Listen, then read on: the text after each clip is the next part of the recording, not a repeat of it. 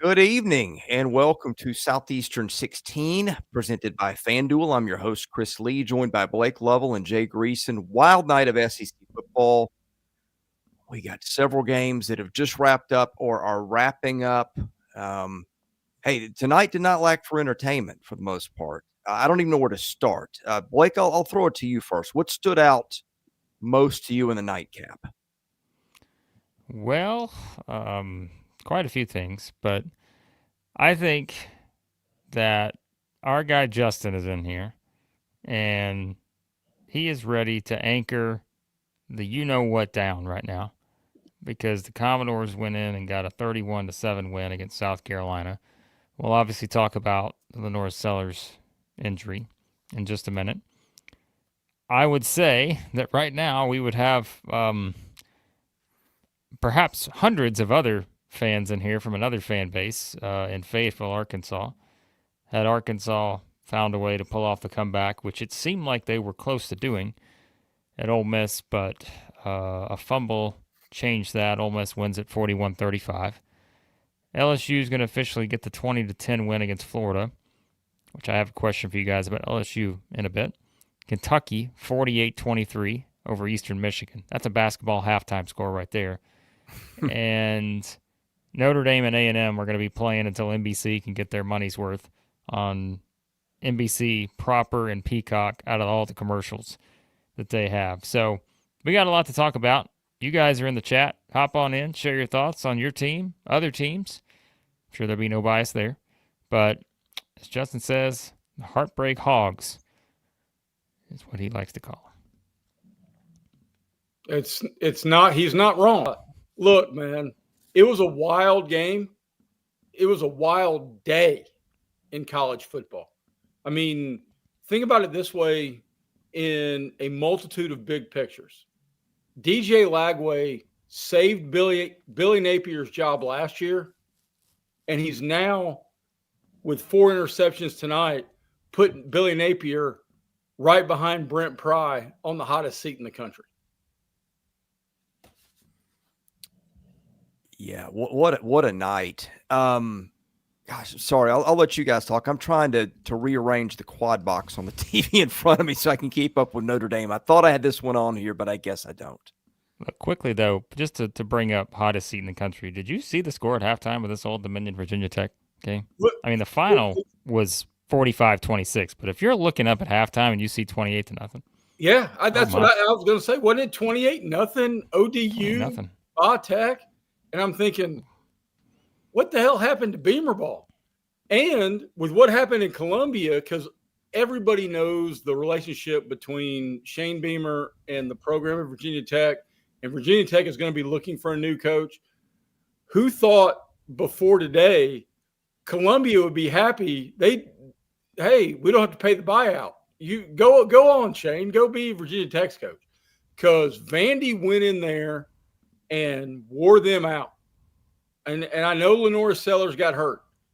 But, hey, let's just, pardon my language here, but Diego bleeping Pavia.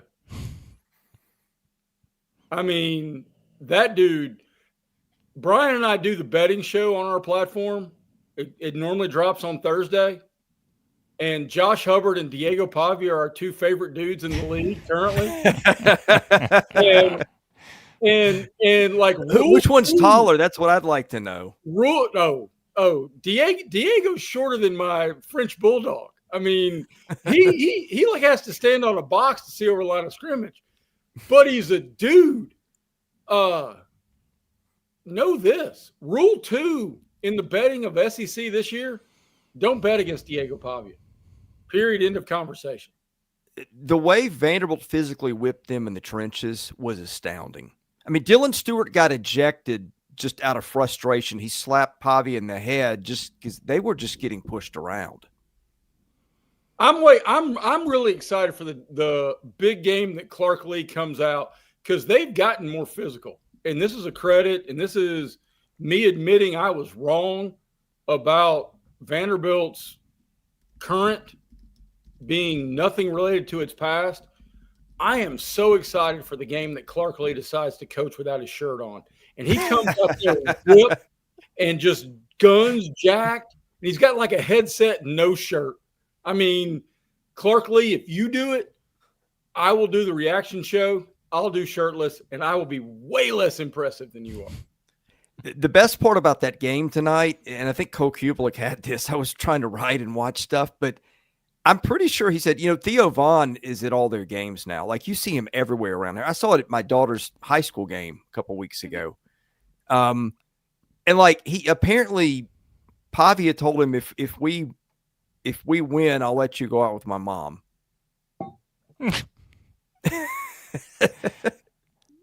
He just had I show speed. Like, they've had all these guys there with Theo Vaughn. I'm like, these are guys with millions upon millions of followers. These are like the highest level influencers out there. Influencers. Like, that's our phrase we have to use these days.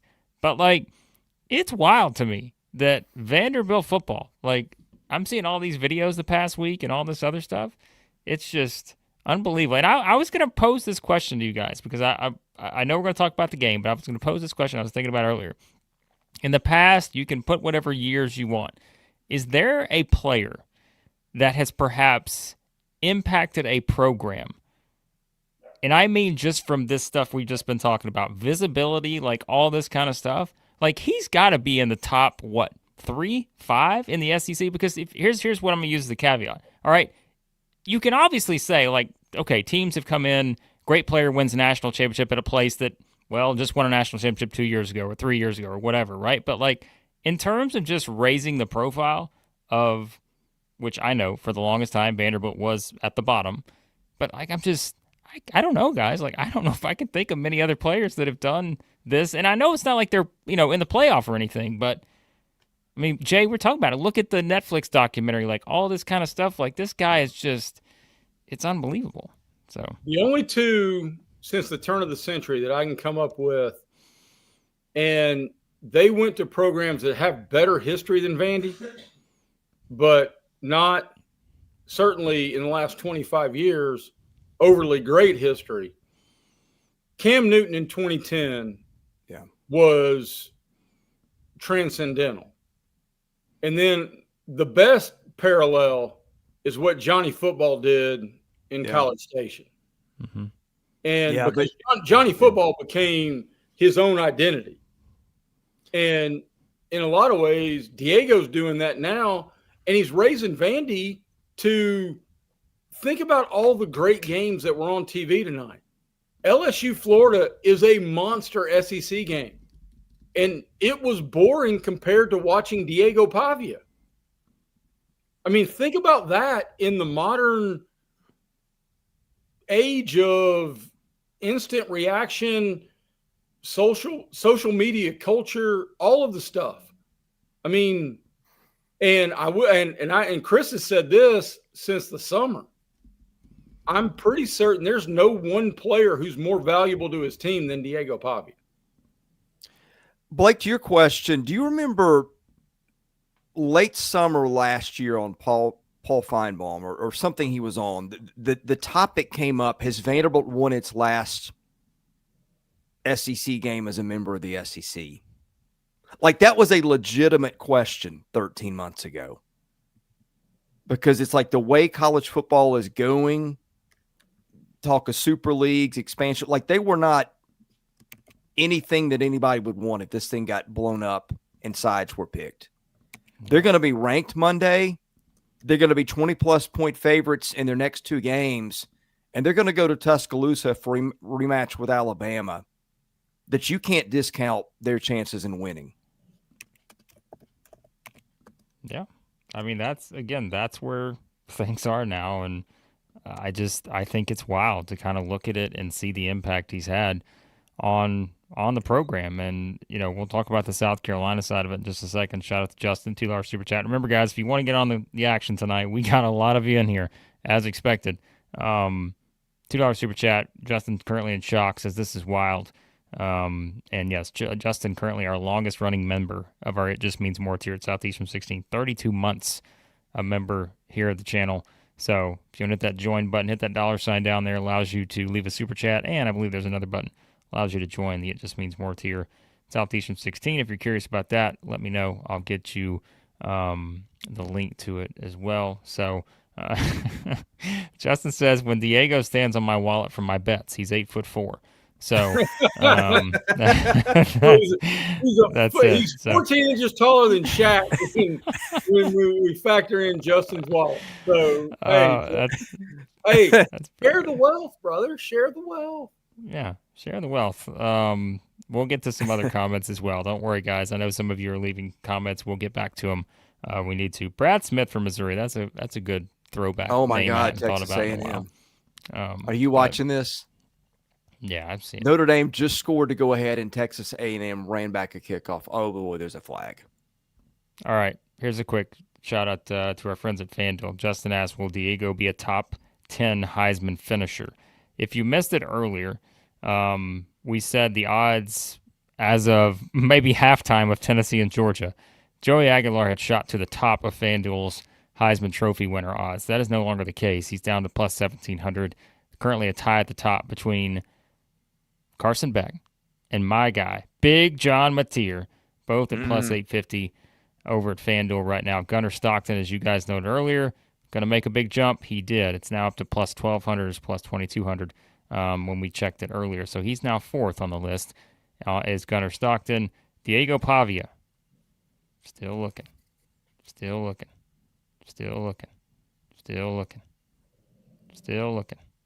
Plus 8,000. Currently Justin on the Heisman. Hey, to put that in perspective, though, during the summer, he was plus 15,000 because I think Brian Edwards may have put a little money on Diego Pavia because, again, Josh Hubbard and Diego Pavia need to be mentioned every time bets and ball games come up. We're not betting against either. Where's Max Ball? We need him. Max is enjoying the nice night off before the grind begins of basketball season here soon, which some of you fan bases may already be turning your page to that. But all right, let's get to the South Carolina side real quick. Obviously, we have a lot to get to tonight, but we're going to keep your comments coming. And Eric, we'll get to your super chat here in just a second, talking about LSU when we get to that game. But the South Carolina side of things, Chris, again, obviously the Sellers injury is going to be front and center coming out of this as the top storyline. Yeah, I guess it was like a rib injury. He also got, I guess, kind of hit in the head on I thought it kind of a questionable targeting call, but it looked like his ribs were the issue. Like he came out and it didn't look like there was any thought of him coming back in. I didn't think the hit was particularly hard, which makes me wonder if there was a pre-existing issue there. But they're going to go, of course, they're going to go to Columbia, South Carolina or Missouri next week. And I wonder if they'll have him, and they're not going to have Dylan Stewart, I guess, for what, the first half? Because he got ejected? Yeah. What's the rule there? He got ejected, and everything I've read has him out for the first half of next week as well. Yeah. And a season with a whole lot of promise and optimism has now teetered to the brink of Shane Beamer was noticeably irate on the sideline tonight. They got rattled, I thought. I completely they came unglued. I completely agree with that. And that's on the head coach, honestly. Yeah. When you can do a whole lot of things to get your team ready to play, but then players got to play. And when your team comes unglued and then you come unglued, that's because you've now lost control of the game. You can't control what they do in those 3+ hours on Saturday. What you can control is your sideline and your demeanor. And there was nobody better than Saban about losing it when he needed to lose it and then keeping it when he needed to keep it. And Beamer lost it, and then the lug nuts came off for South Carolina. And I'm on record, and you can go back a couple of years. I've always liked Shane Beamer, respected him personally, liked the way he runs his program. I think he's done a lot. I think he's recruiting well. I think their program is still in good shape. But I do think sometimes he lets himself get a little over emotional, and sometimes that boils over into your team. Now, sometimes that's work for him. But the other thing is their selection of offensive coordinators. Dowell Loggins was not, I think, a guy that a lot of people were clamoring for, and now Mike Shula, I'm sure. When radio fires that Monday morning in Columbia, I'm guessing his name's going to come up a time or two. Because they're not making much with what they have at the moment. Well, we talked about in the offseason. I was stunned that was the choice. I mean, you're talking about a very traditional play action guy. I think you got to find.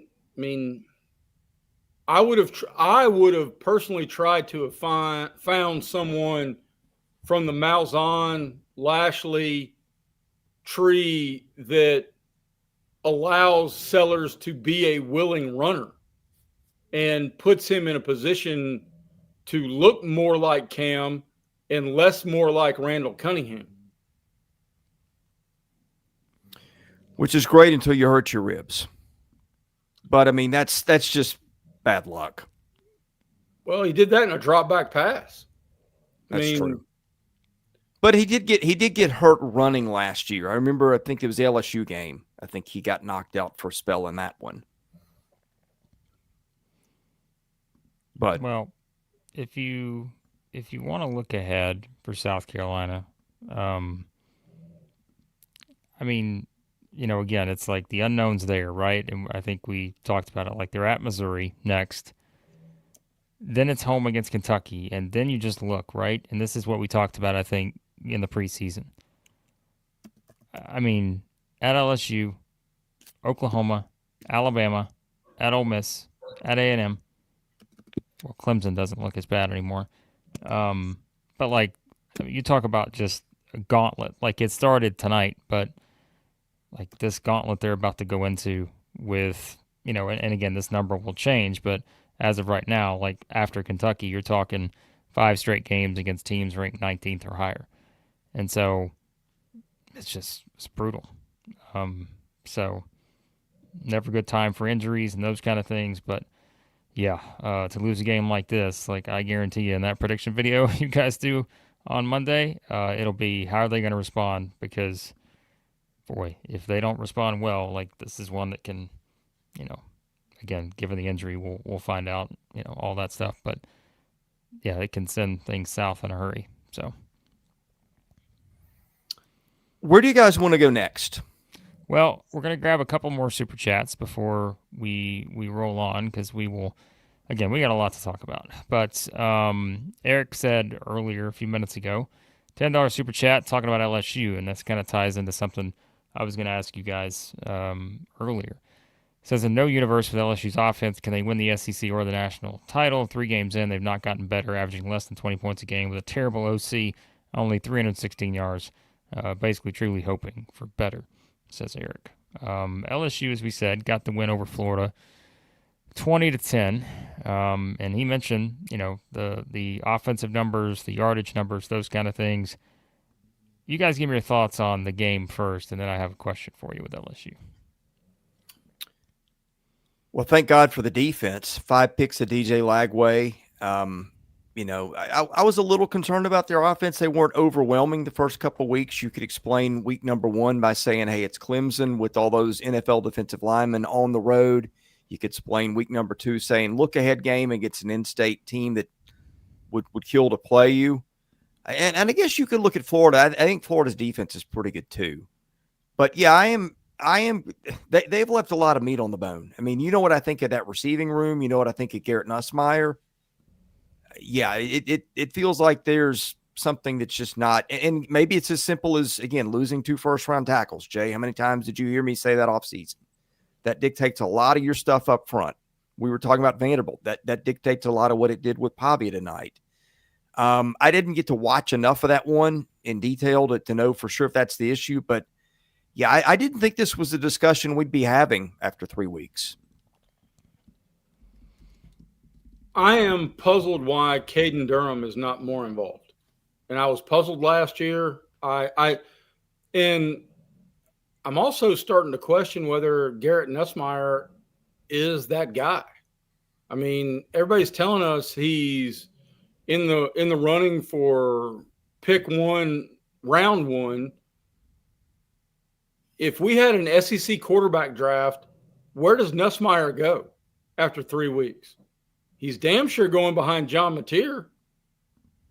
Yeah. I mean, Bo Prabula's played better.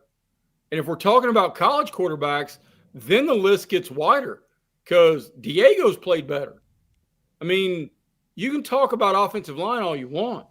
LSU's got more future dudes on their offensive line, and if you want to count Sundays, than what Vandy does. And Diego makes plays. I mean, at some point, maybe it's just the transition of the game to where the statuesque quarterback can't just stand back there and not be at least somewhat mobile in this day and age. I don't know. But that offense is – somebody on social media asked me, what's your one word for LSU's offense right now? And this was before DJ Lagway threw his 5th interception. And for LSU's offense, the one word I came up with was constipated. So, I mean, they got all the pieces. They just can't poop. That's a T-shirt coming soon. Southeastern 16, get your merch right now. That is all we need right there. So, response, Chris, to that? I think that killed my train of thought. I mean, I did think I'm surprised Joe Sloan hasn't done better. He's highly regarded. I guess the thing about him not calling plays is Joe Sloan, eat probably less cheese. legit. Eat less cheese. It's been a cheese-themed week here at Southeastern 16. Eat less cheese. Oh, man. Yeah, I don't know. There's more talent there than they're getting out of it. Even with the losses on the line of scrimmage, they are recruiting at a high level, and they're playmakers. They just got I don't know that any school in the country would definitively turn down a trade for LSU's top 6 or 7 receivers. Well, and see, here's the thing, man, and I mean this across all sports. There is no clear definition to me about good coach or bad coach. Are the sum of your parts better, or is the results worse than the collection of your talent? And right now, what LSU is showing is worse than the collection of their talent.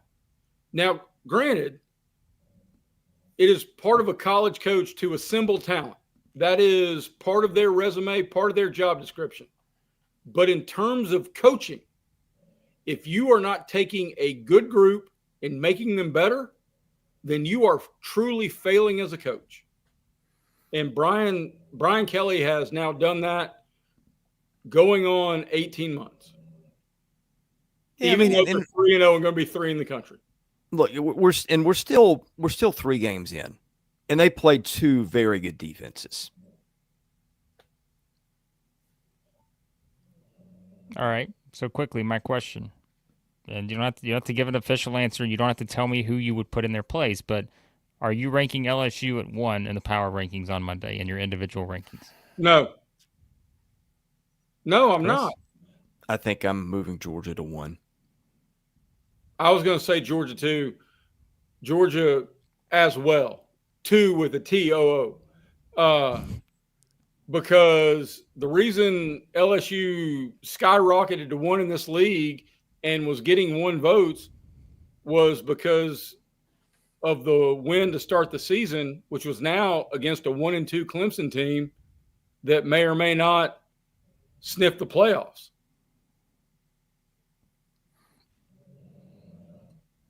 Curious to see where everyone else. Bo Jackson. So I hear him snoring. Oh yeah, Bo Jackson. He's sound asleep. He's been smoking cigars and drinking scotch the whole night. That's my bulldog, not my alter ego. it's not actually Bo Jackson's not actually at Jay's house, folks. In case you did not. Do y'all want to hear a great story about Bo Jackson? Of course. Well, it's after dark, all right? We can do this. All right, one of my fraternity brothers at Auburn, who No was one's older watching. than me, was he walked on the Auburn football team and eventually got a scholarship. And he said Bo was a very impressive man in every way. Had good hair. Yes, great good hair. That's exactly what Yeah. you meant. and Right. great hair. So he had great hair. So if you weren't paying attention in the locker room, like we're tying your shoe or whatever, he would come around and thump you on the head with his great head of hair. With his hair. With his great head of hair. Interesting. And was unapologetic about it. And what are you going to do to Bo Jackson at that point in time? I mean, for goodness sakes, he was a rock star. Well, there's no way for me to segue into this, but I'll tell you who's not going to come pat you on your head with their head of hair. Right. And that is our friends at Game Time Sidekicks, folks. They will not do that. I can 100% guarantee it. Because they don't do that there. They're officially licensed stainless steel drinkware. All SEC schools, over 350 more universities as well. Nothing else, no hair. It's just cups. Everything from stainless steel sippy cups, tumblers, 40-ounce bottles, shaker cups. Nothing else going to be shaken. Shakers. SE16 for 20% discount to the viewers. SE16, GameTimeSidekicks.com. Also, same applies for Rockform, ROKFRM.com. Let me quickly, before we get to Rockform, let me just show you that little Game Time Sidekicks logo there. And then our friends at Rockform, as you know, the world's strongest magnetic phone case. Won't pull everything. Those magnets won't. No hair over there. Extreme protection, super strong magnets, rock lock secure mounting. September, their busiest month of the year. New iPhone coming out. SEC25. SEC25 over at rockform.com. 25% off if you do that with our friends there. And our friends over at Hovey Dry Goods. We assume all these people will still be our sponsors after this show. Your new favorite hat. Look no further than Hovey hats for high-quality headwear with a great fit and unique designs. The Bad Beat Team of the Week this past week was Ole Miss, so you can use REBS, Rebs, for 15% off. We'll see who that Team of the Week is upcoming there next week with our friends at Hovey Dry Goods. A&M and Notre Dame about to be one play for the game here. All right. Well, as Tyler notes, most awkward ad read ever, but we got that done. Yeah, we did. And I'll tell you what else got done tonight. That was Arkansas and Ole Miss, because we will talk about the finish to A&M and Notre Dame in a second, but we need to, Chris, touch on Arkansas and Ole Miss for a bit, because that was a pretty big game for both teams. And what do you know? There is going to be some controversy coming out of it regarding one side of things, but for the other side, the Arkansas Razorbacks, another, someone said earlier, heartbreak hogs. Fumble late, driving, chance to win the game. Fumble Ruski, Ole Miss wins at 41-35.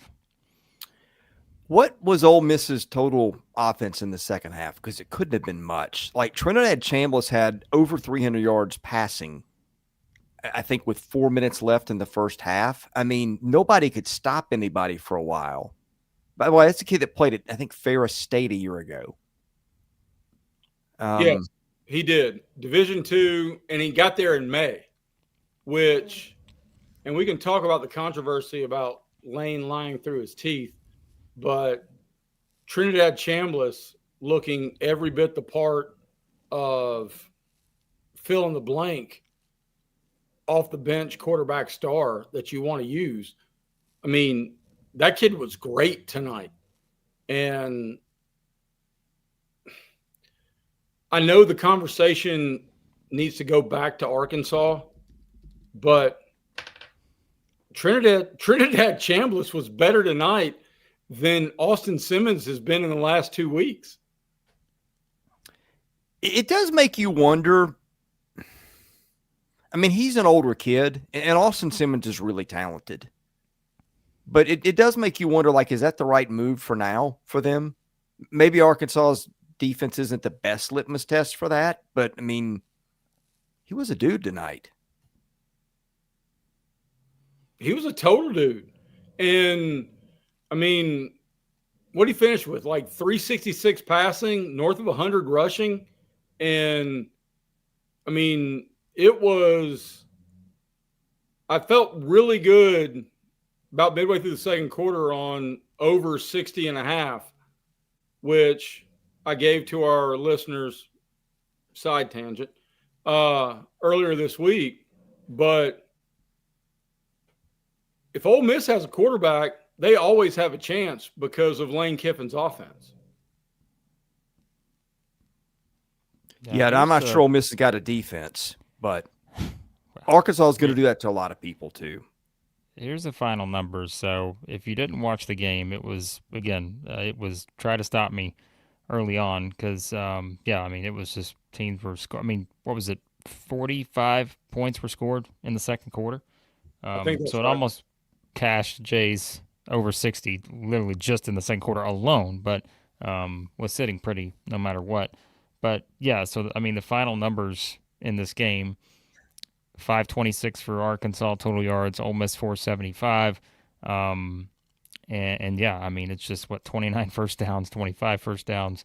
So a lot of points put up on the board here, and I think we'll get into the Kiffin thing in a second, but if you are looking at this from like an Ole Miss perspective and just kind of, one of these wins where you find a way to pull it off, like they got Tulane next week, and then, for them, we talk about the SEC schedule really kicking up, not anything against Kentucky and Arkansas, but, LSU at Georgia, at Oklahoma, South Carolina, like games like that are going to be on the horizon for Ole Miss.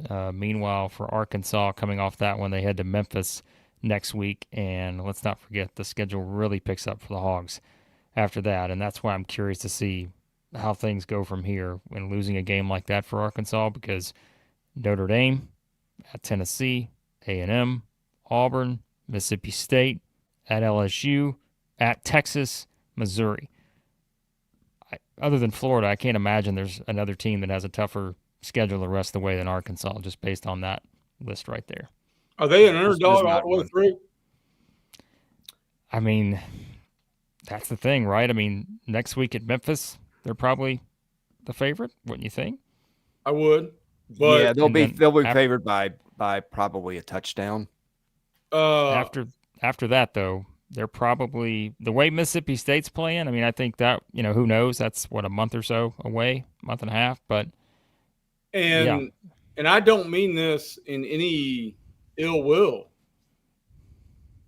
If they lose next week to Memphis, Pittman's gone, right?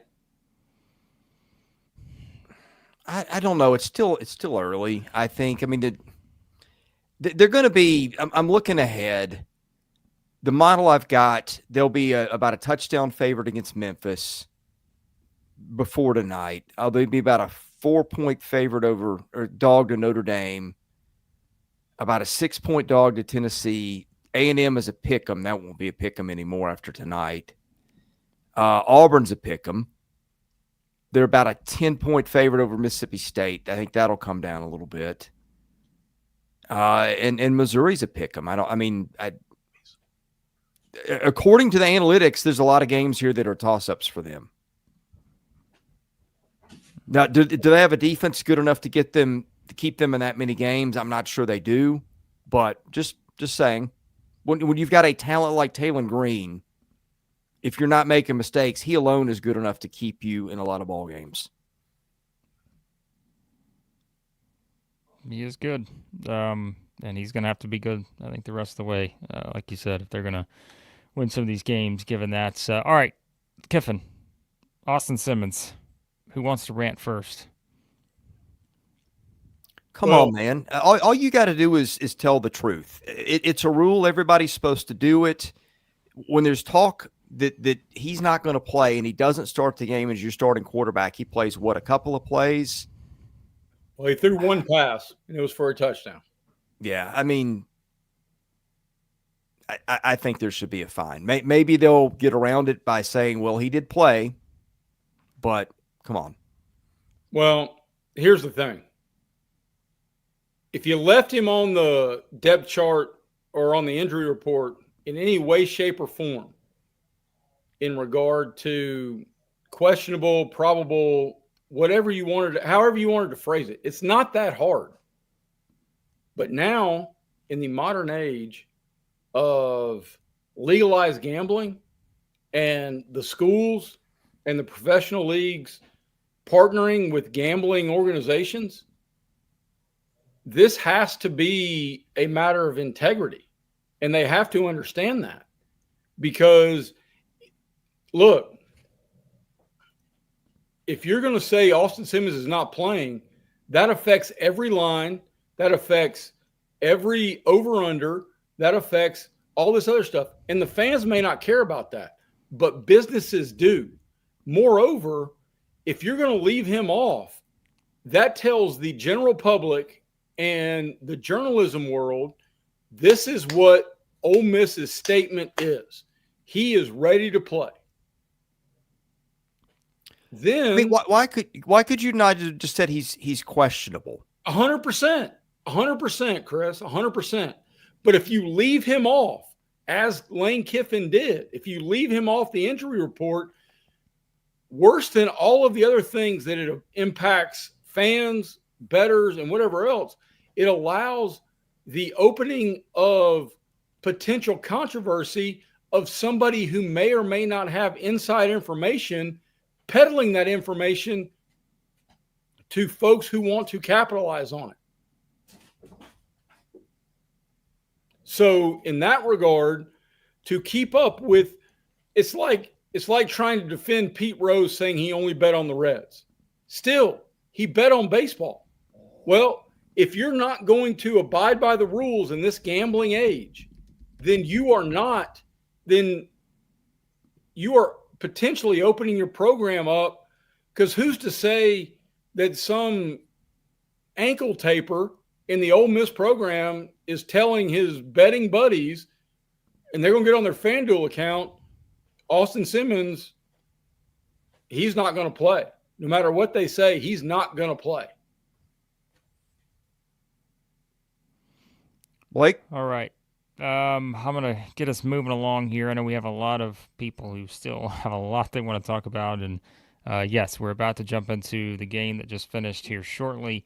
But yes, Ole Miss, Arkansas fans, give us your thoughts on where your team stands coming out of this game. We mentioned the upcoming schedules for both, and I think those two will be interesting teams to see where they're at in the power rankings on Monday. But again, guys, do a little reset here. If you're jumping in, the best way to make sure we see your comment is to leave a super chat.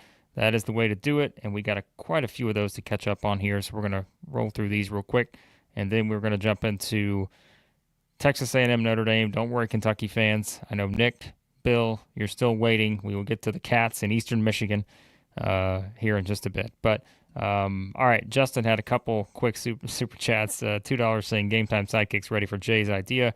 I don't remember what it was, but I'm sure it was brilliant.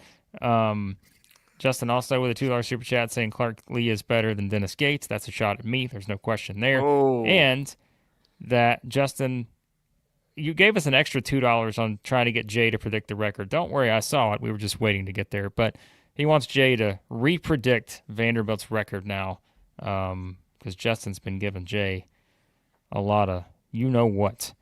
Well, and rightly so. I was wrong about this Vanderbilt team. Brian was right. I was wrong. I thought this was a 4 to 5 win team. You win this game, and you roll through these first 3 games with a doable schedule. And as an Auburn graduate, I'm terrified about Diego Pavia, a.k.a. Hugh Freeze's daddy, and what that may or may not mean for Auburn's season. So I think 7 wins is 100% doable. I saw you in the super chat. I tried to look it up on FanDuel. The FanDuel season win totals have not been updated. So I was trying to get a comparison, but me saying under 5.5 is that's now a losing bet, because there's no way they go under 5.5 at this point.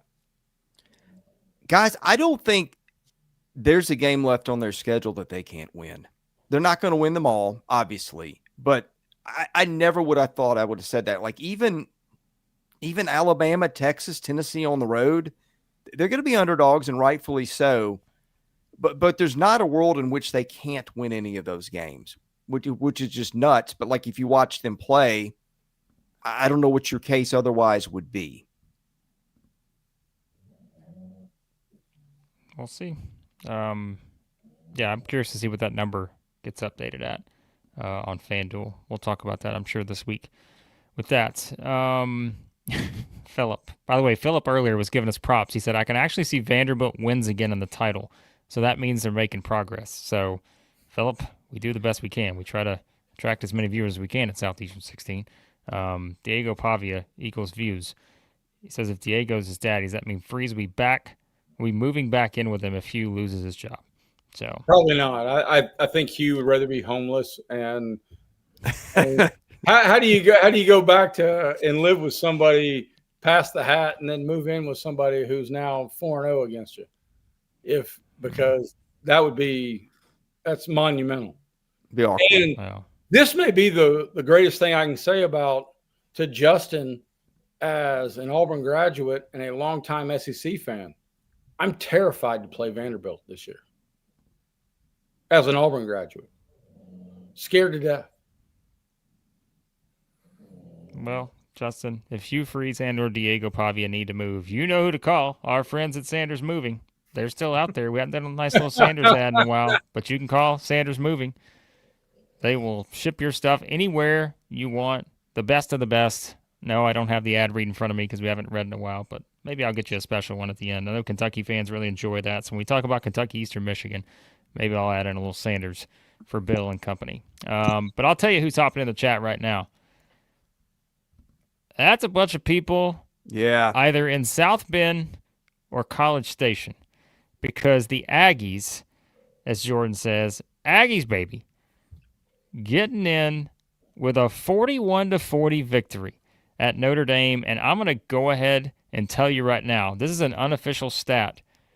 Chris, are you ready for this? You love the stats. Unofficial stat. Never in the history of the game of football has there ever been on one network 2 primetime games back-to-back with the score of 41-40. And you know why? Because this final tonight, A&M 41, Notre Dame 40. The Baltimore Ravens and the Buffalo Bills, 41-40. Unbelievable. How about that? Take your points and enjoy on NBC. Well, the more you know, the more you know. And the Bills... Thank you for that. Bills Ravens game, that was one of those scoregami games, right? That's the only time in NFL history that it was 41-40. Yeah. But, man, what a monster win. And big picture, everybody in the chat, no matter what team you root for, should be celebrating the Aggies right now because they've now opened up a potential extra spot in the playoff. Yep. Because Notre Dame's now 1-2, and they're not only going to have to run the table, they're going to have to run the table impressively to get to 10-2 and find a way into the playoff. What a weird game! Like $5 super chats. Appreciate you, Devin. If you'd said a year ago that A&M goes to Notre Dame and wins by this score, like what kind of things are going through your head? Like defensive touchdowns or what? But I mean, this is a completely different team. Heisman front runner. Yeah, I mean, and he's the fourth best guy on this offense right now. Agreed. But you asked the question of if you told me this score in August, I would have said Le'Veon Moss runs crazy. But, hey, visor tip to Mike Elko and to that entire team for finding a way to celebrate in a very tough place to play against a great head coach and a storied environment. That's a huge win. That's in my mind, that's a better win than LSU winning at Clemson. Guys, I mean, there's a ton of transfers, and I will miss stuff, but I do my homework. I look up most of these guys. Was there any talk before the season that Mario Craver would be this big a deal for A&M? I mean, he's gone over 100 in each of his games. He goes for 207 tonight. He's caught 4 scores. He's averaging, I think, over 20 yards a catch. I'm guessing he's leading the SEC in receiving yards, and who knows, maybe the country. Well, I mean, think about this, and here's the way I would phrase it. Like, okay, he was at Mississippi State last year, and, his numbers were, let me pull it up 300 here, yards. 17 for 368, 3 touchdowns, had a long of 72. All right, but I think a lot of the talk for A&M this year was Casey Concepcion. Like, he was I think he was getting more of the discussion, right? And so, I mean, but 7 receptions, 207 yards, a touchdown, 86-yarder. Like, consider this, okay? A&M, the scores the 3 games they played this season, 42-24, 44-22, 41-40. Their next 2 games, Auburn and Mississippi State. Like, this team, I think, offensively, and we'll see. I mean, again, like, Mississippi State game, 1st to 50 might win that one. Like, Auburn could be the same. We'll find out. But, like, I just think this offense, man, when you look at the way they played and you look at, Chris, I think we talked about this, maybe one of the streams or something we've done recently. Maybe it was that Texas A&M preview against somebody. But I think the reason we just kept going back to was, like, they have so many guys that you feel like that just can reel off big, big plays, like SEC level, game-changing type plays. And I'm probably going to forget somebody, but, like, we probably started our list with, all right, Marcel Reed. Look at what he can do, not just with the ball in his hands as a passer, but can also do some things on the ground. Le'Veon Moss speaks for himself, right? Like, even like Reuben Owens, like Craver, Concepcion. Like, just keep going down the list, and they got so many guys who can just make a big play, and sometimes I don't think the game's that hard. You just got to have guys and go out and be dudes and just make ridiculous plays, and they got a lot of them on this team.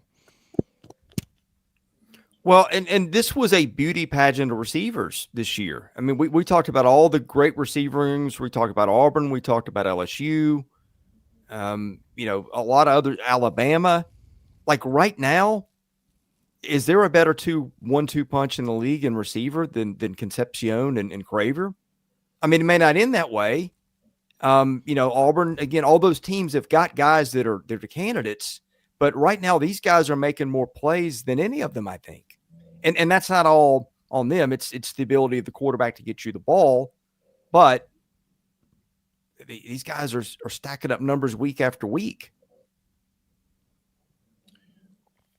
I still think Coleman and Singleton need to be mentioned in that conversation. Well, sure. I mean, it's not a finished thing. I mean, this could go any number of ways. I didn't think, and I heard the talk about Concepcion. Don't get me wrong, but again, there's a lot of these guys in this league. I just didn't know they were going to pop to the degree they've popped so far. That's fair. That's completely fair. And I mean, to go north of 40 in each game, regardless of who you're playing, is, I don't know if another SEC team can say that. I don't think so. Well, yeah, Tennessee can. Yeah, but they need overtime to do it. If they've done regulation, then the day is completely shifted. Well, the entire notes. I mean, Marcel Reed's numbers, I'll quickly pull them up here. If for some reason you didn't see the game here, I mean, Reed goes 17 of 37 through the air, 360, 2 touchdowns, an interception, puts up, 37 on the ground. Yeah, Moss with 3 touchdowns, 20 carries, 81 yards. And then, of course, again, the big plays by Craver, finished with 207, touchdown, the 86-yarder. I mean, that was kind of the story here, was the big plays. And, I mean, just think about this, right? There's a couple plays in this game that if A&M loses, you're looking back and just saying, oh, my goodness. The kickoff return is one of them. But then it's also like looking at the penalty numbers here, right? 13. 13 penalties in this game, which is, again, part of that, what I just said before. So I just think, yeah, like those are the kind of things, if you lose this game, like you're just kicking yourself. But the fact is they go up there, they beat Notre Dame, and I know we understand how this works sometimes in terms of like all the discussion is going to be about, oh, Notre Dame's overrated. I just get so tired of that sometimes when all the discussion turns to, okay, this team that's ranked high is overrated. No, like, can we just give some props to the Aggies here for getting a monumental win for them on the road? And again, I think absolutely putting themselves in a position. I mentioned the upcoming schedule, those 2 games, Auburn and Mississippi State. Those are both at home. Florida after that at home, then at Arkansas. Like, A&M's got a chance here to where don't be surprised if you look up and they're 7-0, right? I mean, 6-1. Like, that was such a huge win, because then you look at the rest of their schedule. Sure, it's a little intimidating. Go to LSU, go to Missouri, South Carolina. We'll see where they're at. You guys still got to go to Texas. But I don't remember, Jay. I know we talked about this number not long ago with A&M, probably sometime this summer, in terms of making the playoff. But they had one of the more interesting numbers, I feel like, out there, and I don't remember exactly what it was, but I feel like we did mention it a few times, and we'll see what that maybe turns to here moving forward. I'll check the FanDuel when Chris resets about playoff numbers, but here's the thing. You guys referenced some of the shortcomings and some of the what ifs for Texas A&M. I've covered high school football for 30 years, even now to a position that I do it because I love it. Every high school football coach will forever tell you the best possible scenario is winning a game and then having something you can focus on the next week in practice to work on. So Texas A&M's got a ton of those, right? I mean, Texas A&M, they got a monster win, and then they get the opportunity to say, we got to lock down the penalties. We got to lock down special teams. We've got to figure this stuff out if we want to be who we think we can be. So the conversation then redirects itself to a chance to have a special year. And you know they're going to run the ball better. Like with that line and with those backs, they got several really talented backs here. Like that is, if that doesn't happen, I'll be really, really surprised. The defense I am concerned about, it just hasn't been great through 3 games, and the propensity to give up long runs, although I guess they didn't really do that tonight. They did give up several long pass plays. I mean, I think there's games. Chris, I think I'll tell you the story. Auburn and Mississippi State, like that'll be a great test on that side.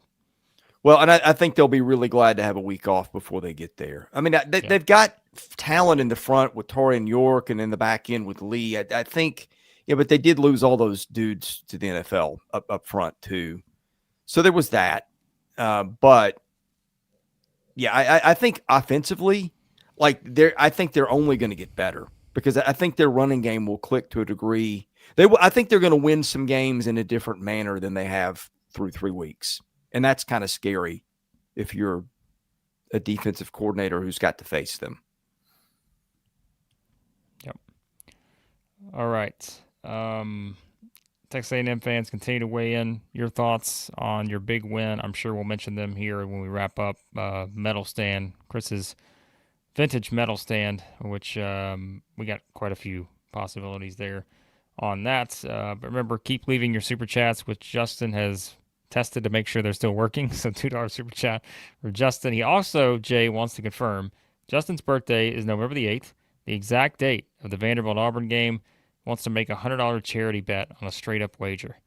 I'm in. I'm 100% in. I responded to him in the conversation. Winner gets to pick the charity.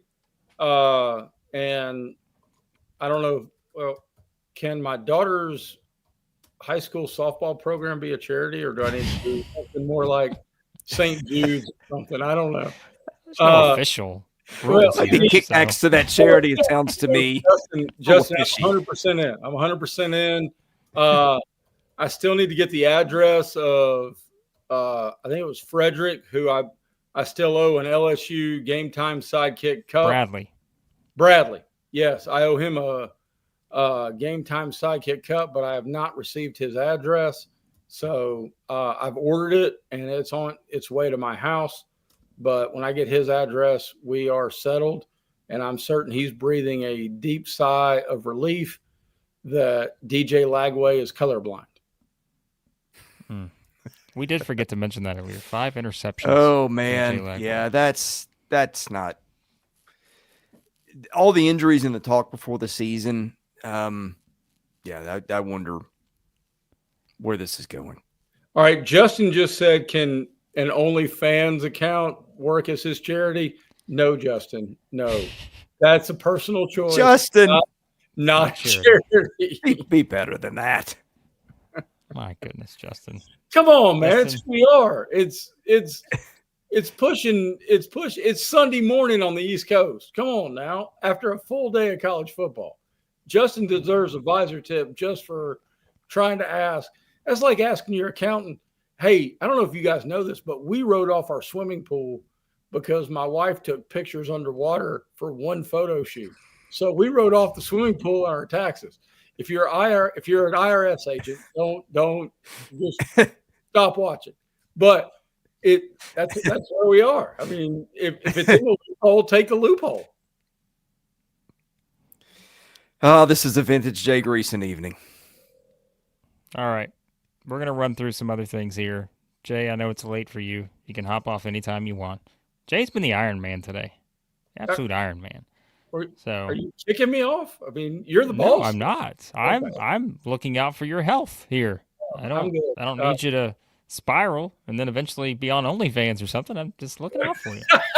So. That will never happen, brother. Shout out to Ethan here. First time we win a ranked road matchup since 2014. How about that for the Aggies? So that's a great stat on that. Ben, excited. Little gig'em action in the chat. So, yeah, A&M fans feeling pretty good about themselves right now, and they're a team. I'm fascinated to see where they wind up in our rankings. I bet there's going to be perhaps a wide variety of where we have them ranked on Monday in our individual ballots for the composite here at Southeastern 16. All right, we're going to do some quick hitters on everything else, guys, because we do want to save a little time at the end for Medal Stand, and there's a couple other things we'll get to as well. But shout out to Adam. Says as a Texas A&M fan, felt like you're going to win in the last moment.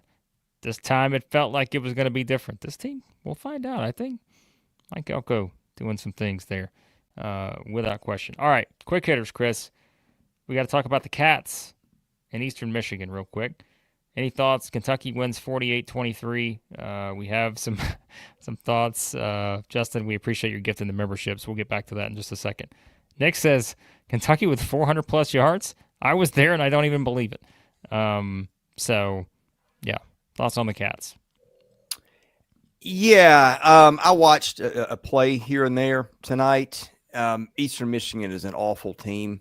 Gosh, how did Kentucky give up 461 yards? What was the stat we had on them? I'm going to find our notes from this. I know week. they got a quarterback who's okay. I thought Yeah. Kentucky might win this game by 40 points. So I'm a little disappointed. I mean, you get the debut of Cutter Boley and Oh, that's right. Eastern Michigan was the team that played Long Island and lost. and got beat. Yeah. Yeah, that's right. Like, I thought this would have been like of games to put my. Now, I guess what was the spread in this? The spread was Kentucky minus 25.5. The over-under was 45.5, which was not even. So they didn't cover. Well, the half point. Got to get that. That's Get that half point criminal. There. They may be the bad beat of the week. Hobie Dragons. They might be. Yeah, I don't think we learned much there. My take, disappointed that Kentucky didn't dominate that game more than it did. well, my takeaway though is you still got a 25-point win. As bad as Eastern Kentucky may be, this has got to be Cutter Boley's team. Yeah. I mean, you've got to turn the page now. And Zach Calzada, if Zach Calzada is the answer, you're asking the wrong questions. So, all right, he's 1-0 as a starter. Turn the page and move on. Because you're trying to find a way to get to the Music City Bowl or the Liberty Bowl if you're Kentucky. And then that year's a success. All right. Kentucky's, we mentioned this, I think, last week, but Kentucky's upcoming schedule. At South Carolina, at Georgia, versus Texas, who I want to have a word about shortly. Yeah. Versus Tennessee, at Auburn. Next 5 games for Kentucky. So, we'll see what that looks like for the Cats. All right. We didn't talk about Texas earlier. Texas 27, UTEP 10. Arch Manning getting booed in Austin. I think, Jay, you were the person who said, why was Texas so high in our power rankings this week? And I think you're right. Well, I mean, look at it this way. When I'm doing comparables, I've always tried to look at it this way. If you could trade your quarterback for their quarterback or your head coach for their head coach, who would say no first? And right now, is Arch Manning not in the bottom 4? Yeah. I mean, guys, he's got to be hurt, right? He's got to be hurt. You go, what did he go, 11 of 26? 11 of 25 for $114 against UTEP? And by the way, but this is like alarm bells are going off for me as I watch Texas. And I've defended Texas 2 weeks in. I said, hey, look, I think the defense is elite. It'll hold them in there till they figure this offense out. There's too much talent on this offense. They can't run the ball effectively with consistency. And Arch is, the worst or next worst quarterback in the league. Today was, they were 40-point favorites today. Now, we did say UTEP can get after the passers, so keep an eye on that. But, man, I'm out of excuses for that offense. There's too much talent there. Texas is not the team I thought Texas was. And by the way, it's not the best team in its state. But here's the thing. Well, go ahead, Jay, and then I'll give you mine. Well, I mean, Texas is exactly who we thought they were defensively. Yes. But the head coach is supposed to be an offensive wonderkin. And that offense is bad. Jay, it's the criticism I had them coming into the year. As good as they were last year, they benefited from one of the weaker schedules, and they just didn't put teams away to the level of talent that they should. And to be fair, before we get back, because Blake, I know you had something you wanted to say. If LSU's win over Clemson is aging like egg salad on a 95-degree day in Chattanooga, Ohio State's win is also aging poorly because they struggle with Miami today or Ohio today. Yeah, it was 13-9, 13-10, well into the third quarter. I didn't see what the final was, but they put 37-9. But yeah, and I mean, and Ohio is not bad for a MAC team. MAC's a terrible league. Ohio is actually one of the few decent teams in the league. But come on, what are we talking about here? And they weren't really in, which we had several SEC teams in a look-ahead spot. Ohio State goes to Washington next, so I don't think they were in a look-ahead spot. But yeah, I was going to mention on Texas, their upcoming schedule. Sam Houston next week. They're at Florida, Oklahoma, at Kentucky, at Mississippi State. That to me is look, that's not like your gauntlet like we talked about with some of these others, but there are a couple very tricky spots in there for Texas.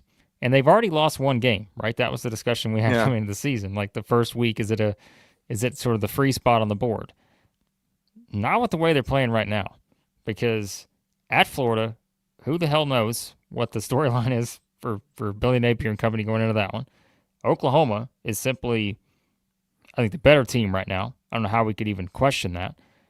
And then it's like at Kentucky, at Mississippi State, who is clearly a team that is well above expectations. And they got Vanderbilt after that. I'll tell you, this is going to be a fascinating month and a half, I think, to see what we learn about Texas. So, like, we're 3 games in the season. They've looked good for about a 10-minute stretch of game clock.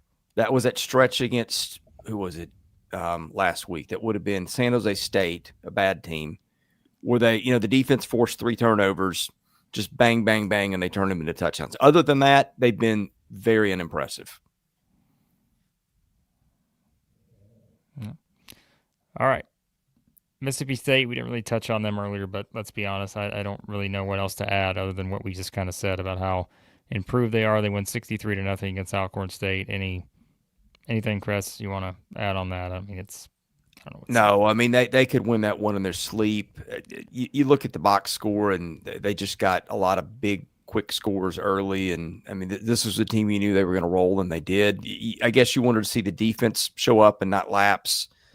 They allowed under 150 total yards. They got a shutout, which is hard to do against anybody, right? You give up one big play, and that can do it. So hats off to them. They took care of business. And, I think seeing their defense show up and pitch a shutout is encouraging. All right. Let's get to some stuff here on the way out. We got to go do the medal stand. I think 9-time champion, a member here for 6 months at Southeastern 16, said this like 10 minutes ago before we even had this discussion, but says he'd take 6 SEC teams against Ohio State, and one of them would not be Texas. So, I mean, I'm not going to have a strong argument against that right now. So, all right, quickly too, I bleed orange. I know regular here. We did have the stream earlier about Tennessee, Georgia. Just remember, guys, if you're joining in, if we haven't talked about some games, because we've already done 2 other streams today talking about all the earlier games, I don't think any of us think Tennessee's season is over after today. No. I think I don't think so. They were in a tough spot. They were down several defenders. You get your secondary and your defense a little healthier. They're going to win plenty of games. And here's the thing. That schedule's doable. I mean, sure. That's going to be an excusable loss. I'm not saying this is the way I want it to be. It's the way it is. When that committee gets in a room, a 9-3 Tennessee team with that loss compared to some other resumes, no, I don't think Tennessee's season is over by any stretch or measure. Tying the last 2 games together, this is the kind of season it looks like it's going to be. Who had Tennessee and Mississippi State 2 weeks from now is a big game for both teams, because it will be. In Starkville, by the way. Yep. Going to be exciting. One of the more exciting games on the schedule, I would think, based on what they're doing right now. So, all right. When Philip's calling me out, Philip, you're right. Their defense has been really good. I'm just shocked at how bad their offense has been. And it's kind of taken over my thoughts on them. It's fair. All right. I'm going to do this real quick, and then we're going to do a quick medal stand, Chris, because we got to head out of here. And it's late for everyone, and I still have to work on this thing after it's done. Any guesses on the Oklahoma-Auburn line? It's now over at FanDuel. I see it. My guess would be 6.5.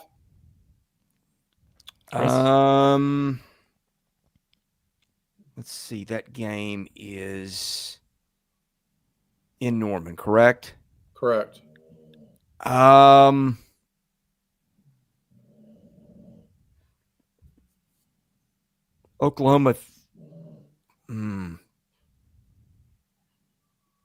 Oklahoma at 6. 5.5. Okay. So that's the only one I see at the moment. I'm sure there'll be more here shortly over at FanDuel. So we'll get you those numbers, talk about them this week, of course. But all right, let's quickly jump into Super Chats. Chris, get ready for your medal stand. And we're going to just quickly thank all of our friends with the Super Chats. Justin gifted out 5 Southeastern 16 memberships. We appreciate that. Justin with $2 more on the Super Chat says Diego Pavia, top 3 QB in the SEC. That is, Justin asked with another $2 Super Chat, is Vanderbilt top 15 in the polls come tomorrow? I don't think top 15. They would. I think they should be ranked, assuredly. But I don't think they'll be top 15 either. They'll be top 15 in the Southeastern 16 power rankings. I can guarantee you that, Justin. Top 20 might be doable. Look what these AP poll voters are doing. Look at the cleverness, even in the late hour, what Blake pulled out. Hey, first of all, I don't know why people care about the AP poll. I'm just going to be honest with you, given some of the discourse we've had this past week about it. But, yeah, they'll be just fine, Justin. All right, $5 Super Chat from 9-time champion. It is 9 times, folks. We don't suffer from recency bias. We enjoy every moment of it. That's right. Very, very great statement, I think. Nice. All right. Medal stand, Chris. Here we go. Your favorite time of the day. And by the way, shout out to Waylon. As an Arkansas fan, this heartbreak just feels normal. I feel like we're singing country songs here. Turnover problems always taunt us. Any advice? Well, I'll just tell you that my heroes have always been Cowboys, and I wasted my youth picking up hookers instead of my pen. So, hey, if we're gonna feel like a country song, by golly, I can quote a million of them. What you got to do here. So, all right. And that was the issue for them last year too, by the way. Yeah. Well, Glenn's advice: become a Missouri fan. I love the way Glenn's just trying to say, just come on over. Come on over. We're not that far away. It's Red Rover. Send everybody over to Columbia. Oh boy! All right, I think Columbia will be represented in the medal stand. Chris, are you ready? Are you officially ready for your medal stand? I don't remember how we do this because yeah, I just despise the medals here, but you do just whatever we're doing here. Let me know, and we'll all right. I'm doing a medal stand. Players, I'm going to Ahmad Hardy, Missouri, with the bronze. 22 carries, 250 yards, 3 scores. All that in the first, most of that in the first 25 minutes of the game. This silver, I'm going Mario Craver for Texas A&M, 7 catches, 207 yards, and 1 touchdown. Could argue to split the vote with his quarterback, who was a little bit inaccurate. So I went with the receiver. And then gold, I go Gunnar Stockton. I just thought was terrific in Knoxville. 23 of 31, 304, 2 touchdowns, no picks. Ran at 13 for 38 and a score. And the touchdown pass to London Humphreys, I think, was your play of the day in the league. I'm going medal stand bronze for teams. I'm going Texas A&M. Big win for the Aggies in South Bend. The first non-conference win against a ranked opponent for Texas A&M since 1979. That's unreal. Silver, I'm going Vanderbilt. Debated them in A&M, but Vanderbilt was just so impressive. 31-7 in South Carolina. Vanderbilt has lost 16 in a row in that series. And gold, I'm going Georgia with what I think was the win of the day nationally. Missouri fans are calling you out right now. Well, hey, look, I'm gonna default to beating ranked teams over beating Louisiana. With all apologies to Missouri, I think your team is terrific. By the way, we raved about you this morning. It's an individual award, though, if you're talking players. Right. It takes more than one player to beat a team. Well, yeah. Unless your name is Ahmad Hardy, then you can just do it by yourself. When you rush for 200 in the first half, I make some allowances there. I agree, Sam. I think you're completely right. I think Chris just hates Missouri. I am absolutely in agreement with this statement. So, all right. In all seriousness, we did spend the first live stream today talking about Missouri in more depth. All right. So, I did not know there was going to be math involved. So I got to do 3 players. bronze. After midnight, we're making Jay do a medal stand. This ridiculous medal stand. I was willing to go for all of us. That's fine. All right. Well, God bless everybody. All right. I'm gonna go 1 to 3. I'm gonna go Ahmad Hardy because I predicted him in the summer to win the SEC rushing title, and 250 against anybody is 250 against everyone. So God bless you. 2, I'm gonna go Trinidad Chambliss, who nobody really knew until today, and now he goes from Ferris State to being talked about in the same sentence of, or the same question of whether he should be the QB1 at Ole Miss over Austin Simmons. And then 3, I'm going to go Gunnar Stockton because I wouldn't care if he was 1 of 41. They won the game, and that 4th down throw is that's the stuff of legends, brother. Legends. My medal stand for teams, gold medal Vandy, because look, Georgia, South Carolina, or Georgia, Tennessee was a coin flip game all the way through. Vandy punched him in the face for 60 full minutes to a place that I got to apologize to Ethan. I got to apologize to Justin. My summer take on Vandy was wrong. And look, all I'm going to do is give you my opinions, guys, gals. But when I'm right, I'll tell you I'm right. And hopefully when I'm wrong, I'll tell you I'm wrong. 2, Georgia, who will be 1 in my Monday power rankings because they earned it, because they showed the mettle of a champion. And then talk about opponents, talk about whatever else. We talked all week about trap games. 3 for me is Oklahoma because they went to Philadelphia and handled a trap game by licking that elbow and going all Hulk Hogan right down on Temple's face and taking the entire equation out of it.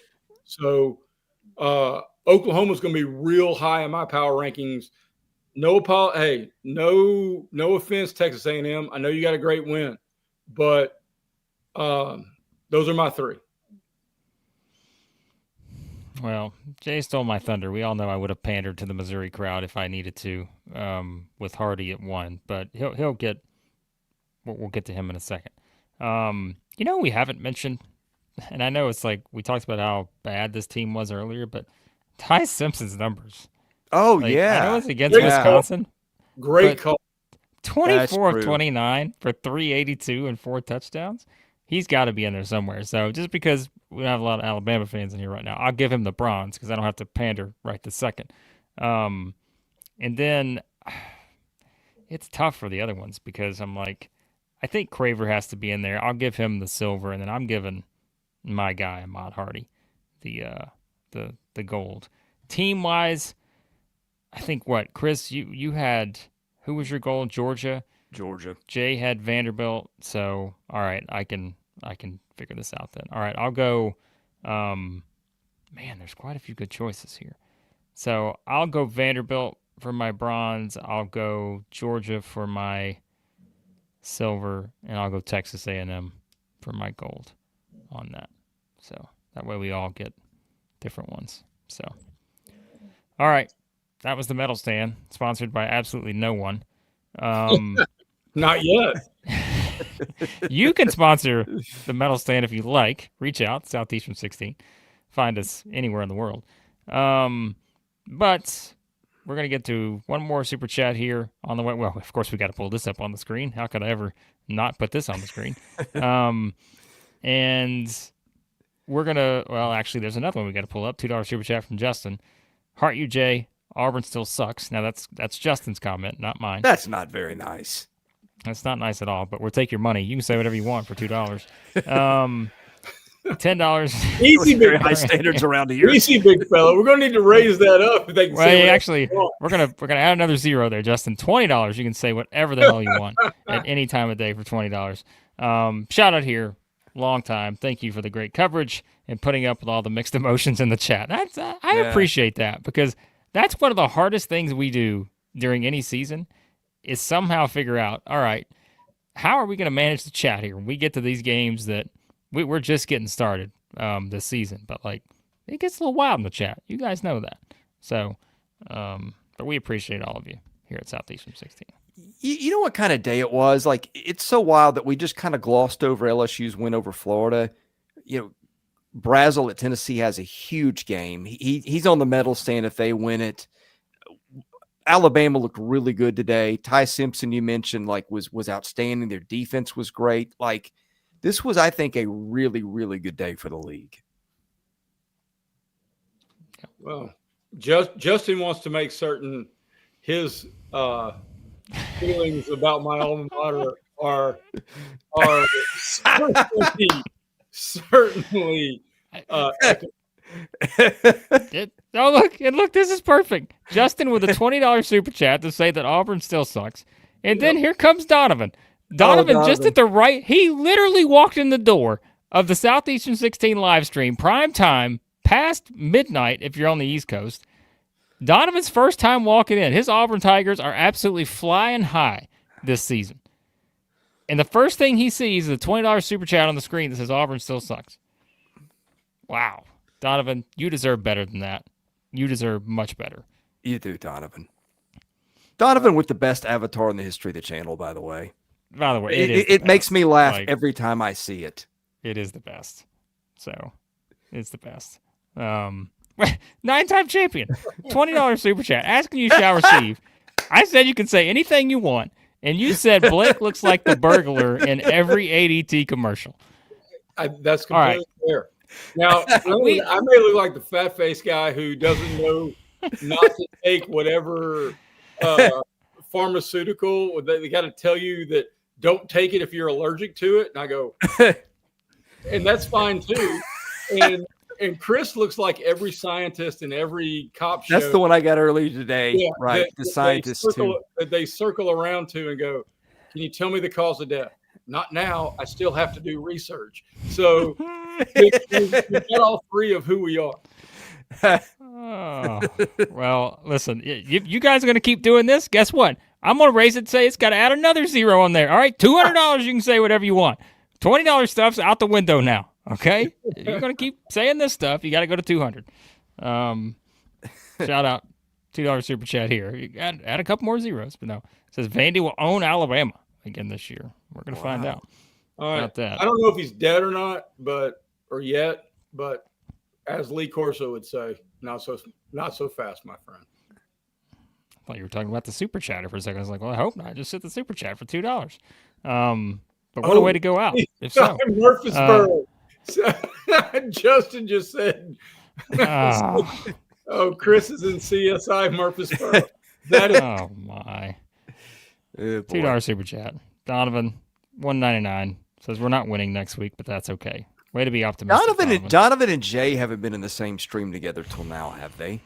I don't know, but Donovan. See, that's oh boy, that's going to be a classic one day. Oh man, yeah. I am super high on all these chances after Oklahoma looked that good and Auburn looked that mediocre. I love the bounce back spot. I really do. But we got all week to talk about it. We do.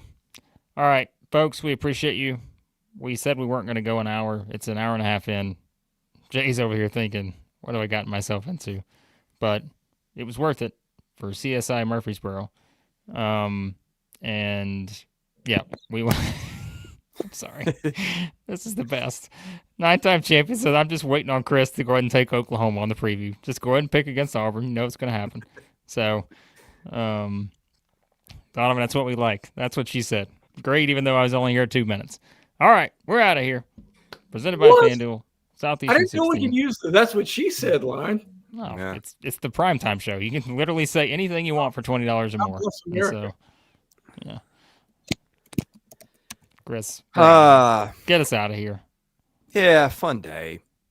Been a bad week for America, but glad we could get to the weekend on a better note. Yeah. Did you guys see what Dan Lanning said in his post game? Mm-mm. I would recommend all of our viewers look on social media after you get off Southeastern 16. Dan Lanning post game about the Oregon locker room and what locker rooms across football, how America should be like locker rooms. Because, and I've said this forever, you look around and you love each other and you don't care what color you are, what religion you are, what your political party is, who you date, any of it. You are on my team. And the sooner we can get America to be more of a locker room and focus on the room more than what we perceive to be political victory, then the better off we will be as a country, as a society, and as individuals. And the conversation, look it up, no kidding. It was the hairs on my arm are standing up. Look up Dan Lanning's post-game press conference and what he had to say, because I'm a Dan Lanning fan. And if Auburn can't win the Natty, I hope Oregon does, truly. Yeah, well said. In all seriousness, we have our fun here. We joke around. It's football. We don't take it seriously. But this week makes you appreciate the good people in the world a little bit more. A lot of good people in our chat. We've appreciated you. We've appreciated the fun we've had with you. This is really what America is. It's coming together, having fun, enjoying stuff together. And I say this in all seriousness, say some prayers for our country. I do think they make a difference. I try to say mine every day, and I hope you guys do too. It's been a tough week. I hope we were a part of everybody getting through it and enjoying some of the finest things that our country has to offer, which certainly include college football on Saturdays. Speaking of appreciate these guys to my left and right. They're both friends. And again, you guys in the chat, some of you have been with us for years. We appreciate you guys too. All right. That's all for tonight. God bless you. Have a wonderful weekend. For Jay Greeson and Blake Lovell, I'm Chris Lee. This is Southeastern 16, presented by FanDuel.